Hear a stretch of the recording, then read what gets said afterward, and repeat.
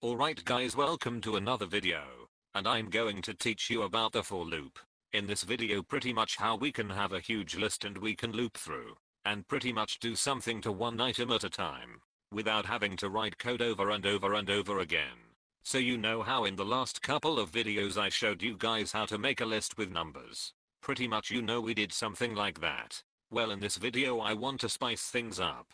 I'm actually going to be making a list of foods. And of course, just like before, whenever we have a list of strings, the set of numbers, we put them inside square brackets. And of course we need to put every string inside a quotation mark single quotes. So we will say that this is just my grocery list or something.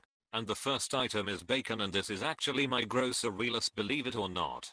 So I need to buy tuna, running a little low on that. I also need to get some beef. That one other thing, I needed jam. And for tomorrow morning breakfast, so I got to grab some chakos. We have a huge list of items of crap that I got to pick up pretty much for groceries or just to eat now. Say that was making a program to print all of these items out one by one. Well, okay, print here. Print if there is an easy way to loop through this and write one bit of code to print each item out one by one. Oh well, lucky for you guys. There is, it's called a for loop. Now what this does is it basically takes a list and allows you to treat each item individually and do anything you want with it. So since these items are going to change, bacon, tuna, beef, you just can't make 5 different variables, or else that will defeat the purpose. So pretty much the first thing you need right after this for loop is a variable. So I'm just going to name my variable f, and this is going to be a placeholder for each item. So the first time it loops, f is going to be equal to bacon. The next time f is going to be equal to tuna. F is going to be equal to beef. But anyways, that's what f does. And then we don't need a bunch of variables. We can just use this variable and it's equal to a bunch of different items.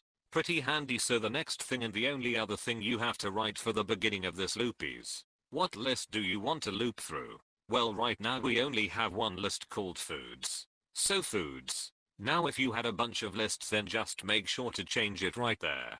But basically this is pretty easy to understand what's going on. It says for f, for each item in foods, and the item is going to be named f. That's what our variable's name is gonna be. And then what do you want to do with it? Well, let's just go ahead and print it out on the screen. First and foremost, now let me run this and let's see what's going on. So right now we have bacon, tuna, beef, jam and chako. So what it did obviously one more time is it looped through foods. And for each item it treated it as f. And with f we could have done anything we want to it. We just printed it out on the screen. Simple enough. Loops are very easy. So the only other thing that I want to talk to you guys about for now is this. You know, in the last couple tutorials I said, if you have a if statement, then you put if test up here and then some code after. And also with a loop, make your loop and then make the code. Well, I want to show you guys that you're not only limited to one line of code that you can execute. You can also do something else for each item on a new line of code. So say that not only what did we want to print out the name right here, but we also wanted to print out how many characters. What, so bacon is 5, tuna is 4, beef is 4, so on and so forth.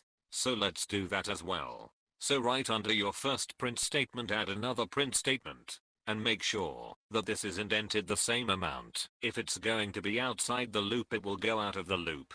So make sure it's indented, then it'll be part of the loop.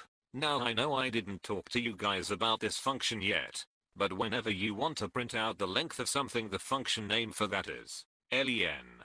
So pretty much that's how you do it. And in the parameters you just have to tell it what you want to get the length of. Well, of course f, which is going to be the food. So now whenever you run this, it goes through your entire list one item at a time. And then it says for each item print out the name of that item, and then print out the length of that item. So pretty sweet. So again, that saved us a lot of code. If we didn't have this loop, then we would have to write 2 lines of code for every single item. So instead of 10 lines of code, we did it in 3. And this gets even more useful. Let's say you're going through a list of stock information for last 80 years. Well, you know, whenever you write many thousand lines of code, you can just do it really quick and efficiently. Now the only other thing I want to mention how real quick is this. You know how in the last couple stories I showed you guys how to slice up a list? Well, you can do the same thing whenever you're looping.